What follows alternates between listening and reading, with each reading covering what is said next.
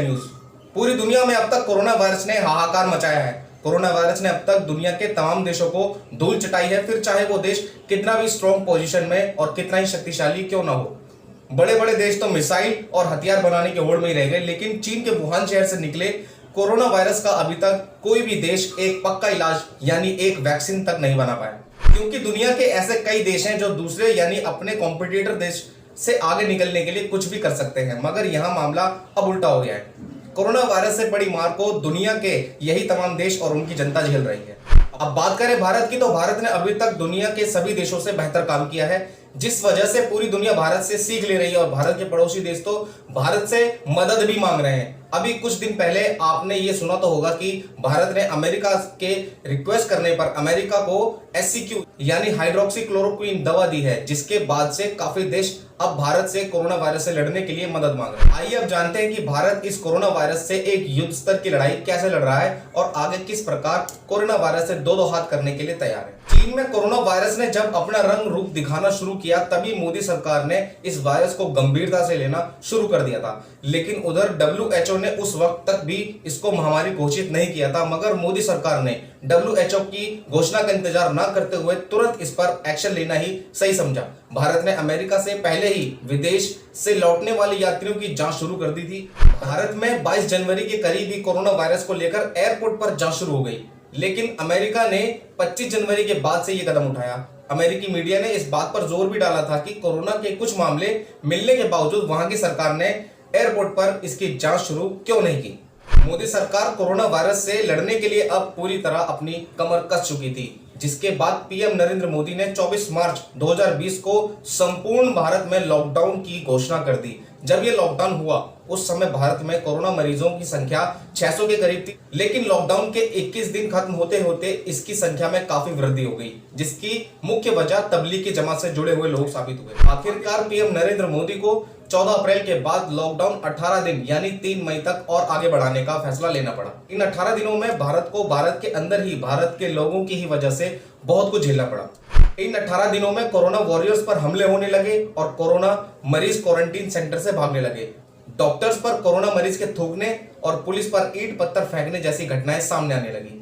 इसमें तबलीगी जमात से जुड़े हुए लोगों का भी अहम योगदान रहा। जिन लोगों को उनकी सलामती के लिए, उनका उपचार करने के लिए, उनकी जिंदगी बचाने के लिए उन्हें जिस भी हॉस्पिटल में रखा गया, वहां तबलीगी जमातियों ने खूब अपना अव्यावहारिक ढंग अपनाया, जिसका खामियाजा ये हुआ कि लोगों की जिंदगियां बचाने के लिए एक बार फिर लॉकडाउन को बढ़ाना पड़ा। लेकिन अब स्थिति ऐसी नहीं रही है। भारत तमाम मुश्किलों और कठिनाइयों से लड़ते हुए कोरोना वायरस का मुंह तोड़ जवाब देने में सक्षम हो रहा है। 3 मई के बाद से बढ़ने वाला लॉकडाउन ऐसा नहीं रहेगा जैसा बीते दिनों देखने को मिला है। भारत ने इस लॉकडाउन में सब कुछ बंद ना करने का फैसला लिया है, या फिर एक तरह से ये भी कह सकते हैं कि भारत अब कोरोना वायरस से जीतने के और करीब पहुंचता जा रहा है। इस लॉकडाउन में कोरोना वायरस के संक्रमण की 3 लेयर बनाई है, जिन्हें रेड जोन, ऑरेंज जोन और ग्रीन जोन कहा गया है। रेड जोन यानी वो एरिया जहां कोरोना मरीजों की संख्या ज्यादा है और वहां हर रोज कोरोना मरीज बढ़ रहे हैं।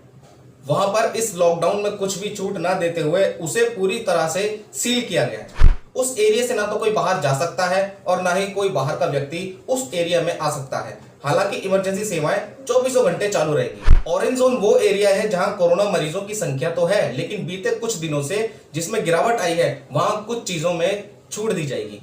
देश में जहां भी ऑरेंज जोन कैटेगरी है वहां के बॉर्डर सील किए गए हैं। ऑरेंज जोन में पहले से कुछ राहत दी गई है, लेकिन कुछ शर्तों के साथ। देश में जहां भी ऑरेंज जोन कैटेगरी है वहां के बॉर्डर सील किए गए हैं। ऑरेंज जोन में पहले से कुछ राहत दी गई है, लेकिन कुछ शर्तों के साथ। इसमें मॉल्स, फैक्ट्रीज, कंपनीज, मंदिर, मस्जिद, गुरुद्वारे, ऐसा कोई भी कार्य जिसमें भीड़ इकट्ठा हो उसकी मनाही है। बाकी रोजमर्रा की चीजें भी समय सीमा से ही खुलेंगी। इसी तरह ग्रीन जोन की भी कैटेगरी है, लेकिन इसमें ऑरेंज जोन के मुकाबले थोड़ी और छूट दी गई है।